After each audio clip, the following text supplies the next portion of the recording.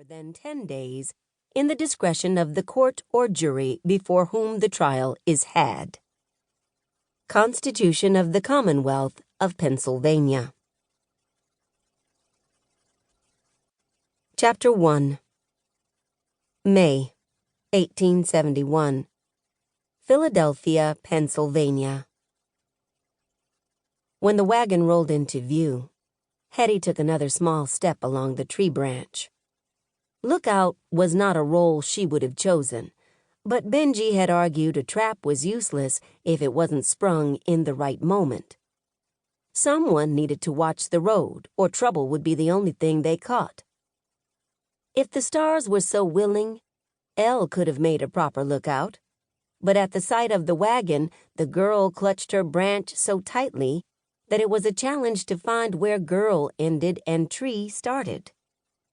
The younger girl was one of the dozen or so people who had gone missing over the course of 2 days, and so far was the only one to have escaped. Hetty and Benjy just thought the missing girl's trail had gone cold when Elle stumbled out of the woods, frantic for help. Not realizing they had been looking for her, Elle told them everything without hesitation, confirming what they already knew. She had been approached by a kind face, led out of safety, and trapped before she even knew a trick was in play. But the only thing they didn't know was carried in her breathless words, details that changed their approach entirely. After years of ferrying people to safety from white slave catchers, they assumed these kidnappers were cut from the same cloth. They were wrong. The men driving the wagon could have been one of their neighbors, someone they'd seen as they went on their business throughout town. Although Hetty did not know these particular men, not even their names, learning this detail stung like a friend smiling as they told your secrets to your worst enemy. Below her, the bushes rustled as Benjy hurried to finish the last of his spells. Hetty silently urged him on as the wagon drew nearer. If they had been working in tandem, the spells would be primed and ready. But as this was not the first time they'd done this, Hetty knew that stopping the wagon was the least important part. The driver's head had just passed under her feet when Hetty let a crow's caw escape her throat. She projected her voice as if she had a crowd eagerly listening as she spun tales for their enjoyment. Trees some distance away stirred with confused crows, but farther along the road, the bushes stopped moving. Benjy stepped to the side and slammed his hammer onto the sigil scratched into the dirt. Light flashed from the strike, and dust flew into the air.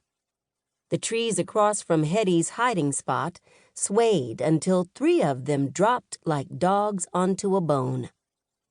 Wheels squealed and the horse cried out in alarm.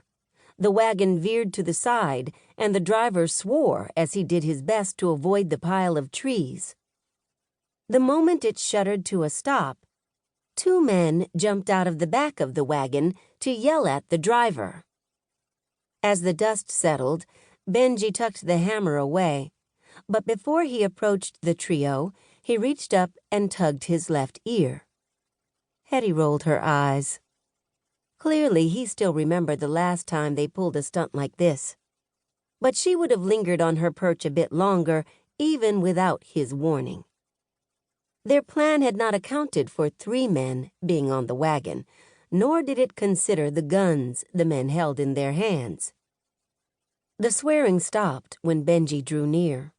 One of the guns turned his way, but Benjy grinned and greeted the trio with a rolling drawl he brought out for these occasions. For some reason, it seemed to put people at ease. Hetty's husband was imposing, even when he tried not to be. He wore his past labors on broad shoulders and held his head high with full confidence as he made his way in the world. "You fellas look to be in a spot of bad luck," Benjy said. "Need some help getting those trees out of the way? Can't move 'em, but my pappy taught me a good chopping spell to turn them into firewood."